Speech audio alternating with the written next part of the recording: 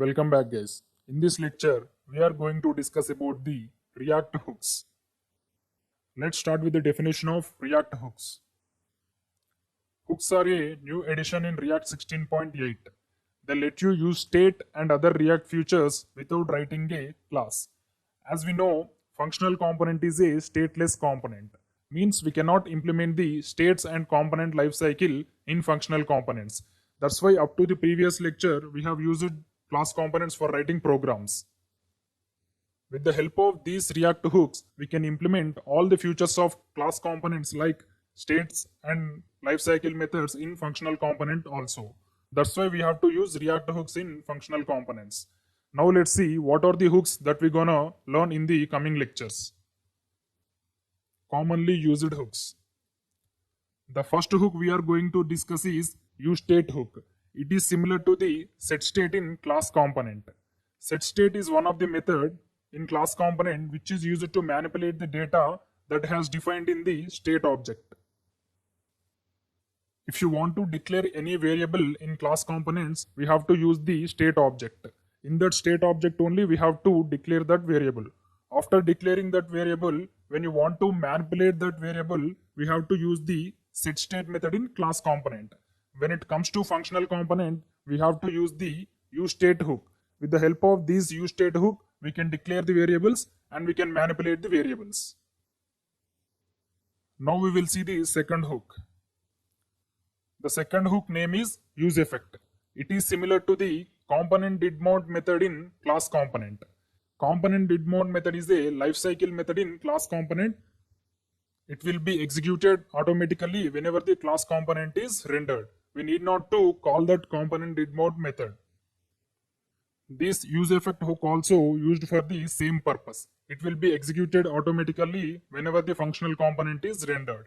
We need not to call the useEffect function. Now we will see how to use these hooks in functional components. Working with hooks. Whenever you want to use hooks in functional component, you have to write one statement in the import. That is, in the curly braces, you have to write the hooks names. Here, if you want to use the useState hook, you have to write useState in the curly braces. If you want to use the useEffect hook, you have to write useEffect in the curly braces. If you want to use both the hooks, you just have to write useState comma useEffect in the curly braces. This import statement is mandatory when you want to use hooks in functional component. If you do not write these useState and useEffect import, it will raise the errors. So every time it's very difficult to write this useState and useEffect in the import statement. So to avoid this writing useState and useEffect in the import statement, we have one extension in the Visual Studio Code. By that extension, we will get these useState and useEffect automatically whenever you type this useState or useEffect in the code. Now I will show you the extension which is used for the auto importing statements. Open Visual Studio Code.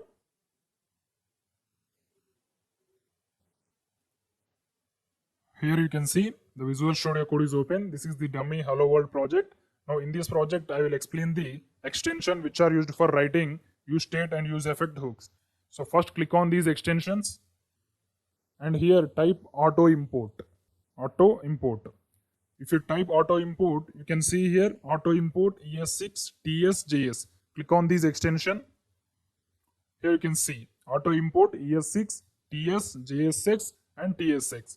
You have to install this extension in the Visual Studio Code. I have already installed this extension. Now I will show you the advantages of this extension. Here in this app.js, suppose if you want to use the hooks functionality, we have to write import React. After importing React, we have to write comma and in the curly braces, you have to write the hook name. If you want to use the useState hook, you have to write useState. Now I will show you how to avoid this writing every time in the import statement. You just remove it. And in the function, if you type the useState, it will be imported automatically with the help of that extension. I will write useState. If you press enter, here you can see the useState hook is imported automatically. If you type useEffect, the useEffect hook also will be imported automatically.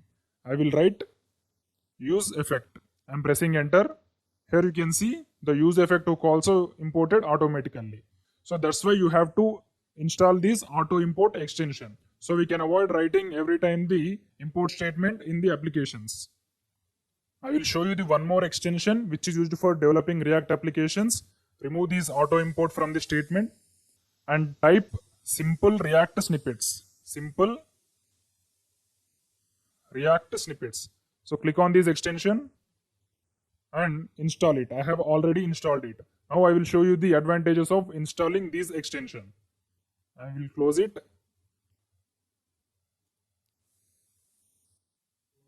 Suppose if you want to create any new component, we will create that new file in the source folder. In this, I will write the new file with the name cc.js. Here in the cc.js, I want to create the class component. So if you want to write class component in this page, you just have to write cc. If you write cc and press enter, it will give the class component for us. Here you have to write just the class component name. Here I want to write the class component name as cc. And above this class component, we have to write the import statement. That's it. Import React from, in the single colons, you have to write React. And after importing React, we have to write the component also. Component. That's it. The class component is created successfully. If you want to create the functional component, instead of CC, you just have to write RSF. RSF. It will create the entire functional component snippet. Here you can see we got the functional component snippet, including the import React statement. So with the help of these two extensions, we can speed up the development process while developing the React applications. So in the next video, we are going to create our first hook, which is called as useState hook. Thank you. Welcome back, guys. In the last lecture, we have discussed about the introduction of hooks. Now in this video, we are going to implement the first hook, which is called useState. So here I have created a new React project with the name hooks. You can see here there is a special folder which is called as hooks in the React projects. Now we have to navigate into this folder to execute it. So I will write cd hooks. Now we are in the hooks folder. I will execute it using the npm start command.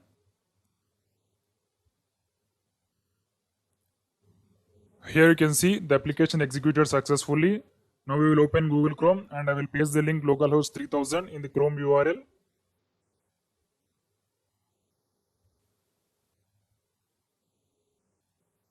I will write localhost 3000. This is the default output for any new React application. I will edit the app.js file.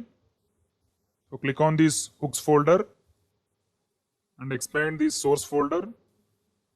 And click on this app.js and remove all the default stuff in the app.js file.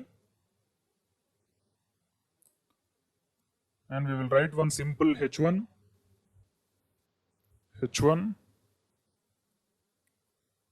I will write the heading as React hooks.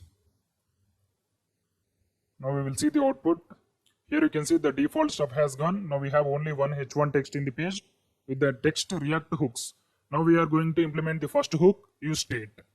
So useState is similar to setState in functional components. Means we can create the variable and we can manipulate the variable using the useState hook. So first I will create a variable with the help of useState. So to create any variable with the help of hooks, we have to use the const keyword. Const followed by the brackets. In these brackets only you have to create the variable and the set function. So I will show you how to create a variable. Here I will write the variable name as player. And I will write the set function. I will explain afterwards what is the set function. Here the set function is set player. And we have to initialize these using the useState hook. So I will show you how to use it. Use state. Here S is capital.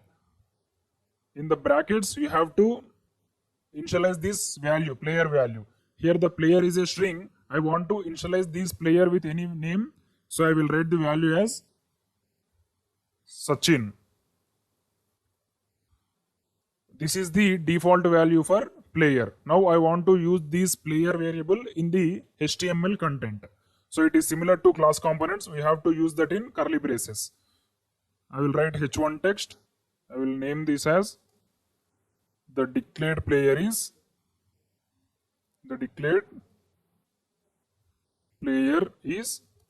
in the curly braces we have to write the value. We just have to write the simple player. That's it. Now we will see the output. The expected output must be the declared player is Sachin, because we have used the hook variable, means use state variable in the HTML content. Now let's see the output in the Google Chrome. Here you can see we got the output. The declared player is Sachin. So it is very simple to declare any external variable in the functional components compared to class component. When it comes to class component, we have to declare the constructor, we have to declare the this.state object, and we have to use that using the curly braces with the help of this.state.variable name. But when it comes to functional components, with the help of hooks, we can easily implement any external variable. Now I will create a button. So here the button name is change player. Now let's see the output. Here we have a button. Now I want to change this player name to some other player after clicking this button. So we have seen this procedure in the class components using the setState method. Now I want to implement that same procedure in functional components with the help of hooks. So whenever I click this button, this Sachin should change to Dhoni. So these Sachin and Dhoni are the cricket players. Now we will implement those things in functional components. Let's go back to Visual Studio Code. Now I will write onClick function for this button. OnClick equal to, I have to write a function. So I will write the function as change player. So above the return statement, I will write the function definition. Function change player. In this I will write the definition. In class components, we cannot write the traditional JavaScript function. But when it comes to the functional components, we can write the function. In class components, we can write only arrow functions. So keep it in mind while working with class components. Now we are in functional components. In the further videos also, we are going to write all programs in functional components only. Now we have to change this player value to some other. So initially the player value is Sachin. So whatever the value you write in this useState parenthesis, that value will be assigned to player. Now I want to change this player value. So to change this player value, you have to use this method, what you have written after the player. So here I have written the method as setPlayer. So this is the method which is used to change the value of player. Now I will use the method setPlayer. Here this is a method, that's why we need to use the parenthesis. In the parenthesis, you have to write the new value. Here the initialized value is Sachin. Now I want to change the value from Sachin to some other value. So I will change it to Dhoni. That's it. Our program is completed. Now let's see the output. So after clicking this button, this text should change. The declared player is Sachin to the declared player is Dhoni. Now I will click this button. Here you can see the text is changed from Sachin to Dhoni. So this is very simple in functional components compared to class components. Once again, I will explain the syntax of useState hook. So before initializing any useState hook, we have to write the const keyword followed by the brackets. In that brackets, you have to write two things. First thing is variable name and the second thing is function name, which is used to change that variable value. Here the variable name is player and this setPlayer is the function which is used to change the player value. So to declare any variable, we have to initialize with the help of useState hook. In the useState hook, we have to write the normal value. If it is string, you have to write it in single colons. If it is array, you have to write in brackets. So whatever it may be, in the next video, we are going to see how to initialize array using the hooks. So in this video, we are only initialized only strings. In the HTML content, we have created one h1 text with the value the declared player is player. Here the player is from the React hooks. So with the help of React hooks, we have created a variable with the name player. we are using that player value in the HTML content. Afterwards, we have created a button. So after clicking the button, we have to change that player value from Sachin to Dhoni using the useState hook. Here the setPlayer method is used to change the value of player. Now I will show you how to declare an array using hooks and how to manipulate it. So I will remove these things and I will, instead of removing, I will create a new hook. So I will write const. I will name the array as numbers. Numbers. And the function which is used to manipulate the numbers is set numbers. And I will initialize the array with some values, useState. In the useState, you have to use the array. So these brackets indicates the array. So I will initialize the values with 1, 3, 5, 7, 9.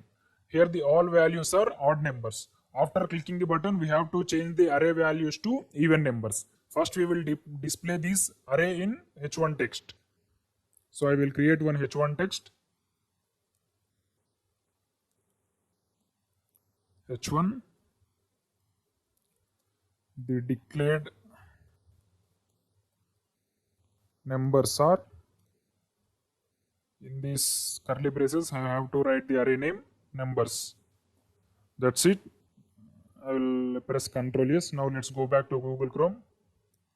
Here you can see we got the output. The declared numbers are 1, 3, 5, 7, 9. Here these are all the odd numbers. After clicking the button, we have to change the numbers from odd numbers to even numbers. So I will write the set numbers method in the function. So in this function only I will write the set numbers. In the set numbers, I want to change the array to some other elements. I will write all the even numbers 2, 4, 6, 8, 10. Initially, the array contains the all odd numbers. After clicking the button, we have to change that numbers to even numbers. Now we will see the output. Here you can see initially the player name is Sachin and the numbers are odd numbers. After clicking the button, the player should change to Dhoni and the values, the number should change to even numbers. So I will click the button. Here you can see the Sachin is changed to Dhoni and the values are changed from odd numbers to even numbers. Like this way, we can create the variables in functional components using the hooks and we can manipulate using the set method. So not only set method, we can use any method. So for our convenience, the set keyword is used for manipulating the variable. Thank you. Welcome back, guys. In the last lecture, we have discussed how to manipulate CSS using the React hooks in functional components. Now in this video, we are going to discuss about the second React hook, which is called as useEffect. UseEffect is similar to component.didMode method in class components, which is used to execute before the component rendered. So it will be called automatically by the React compiler. We just need to create it, but we cannot call it. It will be called automatically. Now in the app.js only, I will create the useEffect hook. So here in the app.js, there is no elements added. So I will remove this home. I will add one h1 text. h1. I will write the text as this is use effect hook. Now let's see the output. So I will refresh this page. Here you can see this is useEffect hook. Now we will see how it will work. First I will create a variable with the help of useState const followed by the brackets. In this I will create a variable with the name language and I will write the method to change this language as setLanguage. And I will initialize this language with any language with the help of useState. Initially the language is Java. Now I want to use this hook variable in the HTML text. So I will create one h1 text. The declared variable, not variable, the declared language is In the curly braces, you have to write the variable name. Here the variable name is language. Now let's see the output. Here you can see we got the output. The declared language is Java. Now I want to change this language to some other language like JavaScript or Python without writing any function and without on-click event in the component. So now I have to use useEffectHook for these situations. It is a lifecycle method in functional components. I will use useEffect after the creation of variables. Use effect. The syntax of useEffect method is different from normal functions. So observe very clearly. So after useEffect, you have to use the parenthesis. In that, you have to use one more parenthesis. After one more parenthesis, you have to write the arrow function. So this is the syntax of useEffectHook. First, we have to use the useEffect keyword.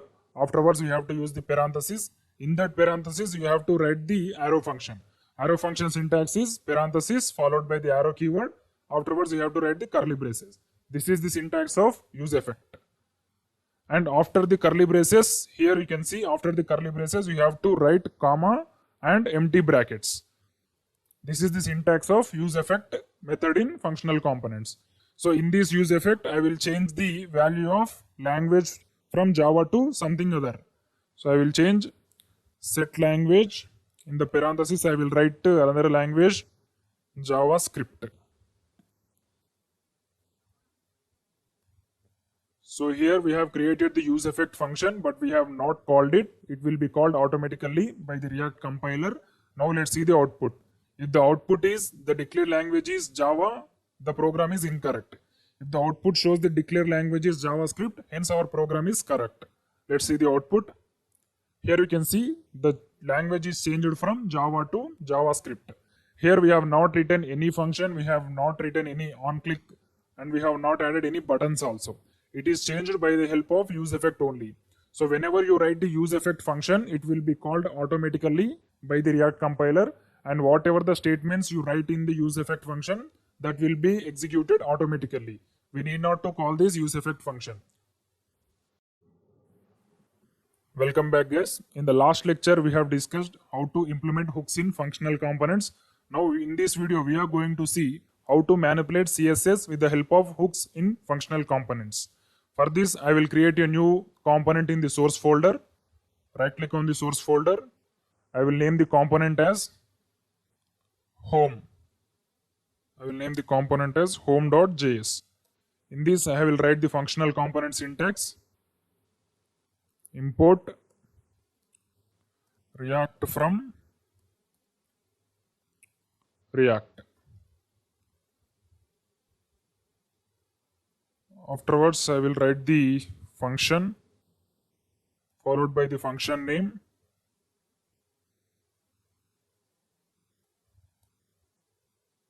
Here we are getting an error. So I wrote the from spelling wrong. That's why it is raising error. FORM. I have to write FROM. So the error has gone. Now we have to write the function definition. I will return div which consisting of h1 element. In this I will write the manipulating CSS. Manipulating CSS using hooks. Now we have to export it in the app home.js component and we have to import it in app.js. Export default home. Now we have to import it in the app.js component. I'll open app.js. In this I have to import it. Import. What is the component name? Home. Home from, in the single colons you have to write the file path of the home. So I have written file path. Now we have to use this component in the div of the app.js component. So less than symbol followed by the component name slash followed by the greater than symbol. Now let's see the output whether the component is added or not. Here you can see the component is added successfully. Manipulating CSS using hooks. Now we will add some styling to the some HTML components in the home.css. So here I will create some h1 tags. h1. I will write some names. Ronaldo. And I will write the another h1 text with the name football. Here you can see we got two h1 text. The first h1 text is Ronaldo and the second h1 text is football. Now we will add the styling using hooks. So first we have to create the hooks. So to create hooks we have to use the const keyword. Const. Afterwards we have to use the brackets. So I will write the first property as color. And to change this we have to write the function set color. And I will initialize the color with the value red. That's it. And I will initialize one more color and one more property, that is bg color, background color. Bg color, set bg color, and I will initialize it with use state yellow. Now we have to use these two variables in the style property in the HTML content. So I will write the style property for both h1 text, style, followed by the equal to operator, and we have to write the two curly braces. So first I will add the color property for the first h1 text. Color colons. Now I have to use this operator, means I have to use this color variable which is declared with the help of hooks. So I will simply write color. That's it. You will see the output.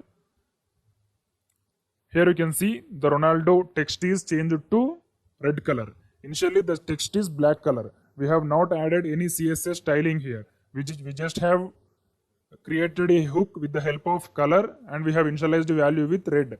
And we have used that variable, hook variable, in the style property of this h1 element. Now I want to add the background color to this football. So I will write the same property, style, followed by the equal to operator. In the curly braces, I will write bg color. So here I want to use this bg color. I will write simply bg color. Now let's see the output. So there is something error.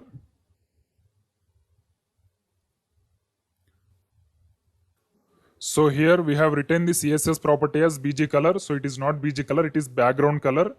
The variable name is bg color. So I will change it to background color.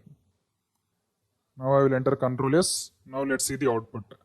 Here you can see the background is added to the second h1 text and the color is added to the first h1 text. So in this component we have added all the styling using with the help of hooks only. Now I will create one button and after clicking that button we have to manipulate the CSS.